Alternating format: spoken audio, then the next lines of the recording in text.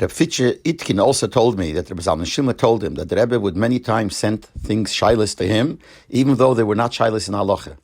They would send questions to him that he should answer.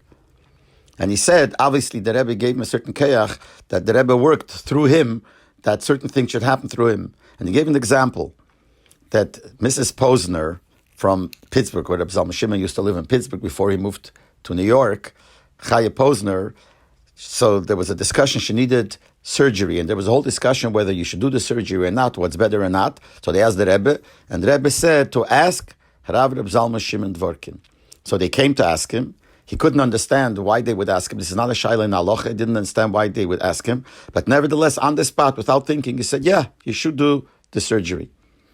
Lapel, they did the surgery, and when they opened up, they had to cut out some things, a growth which was about 25 pounds or something like that, which was a lot. And they said that it was very good that they did the surgery, because if they wouldn't have done the surgery, her life would be in danger.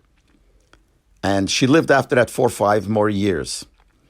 And he said, he started thinking, he doesn't even know why he answered right away yes.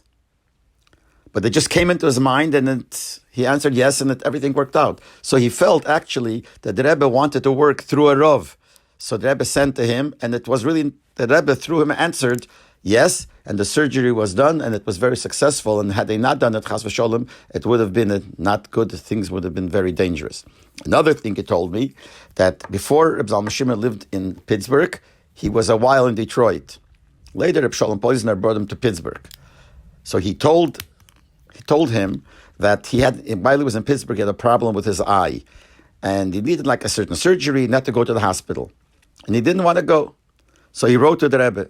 So the Rebbe answered him, you should know that America is different than Europe.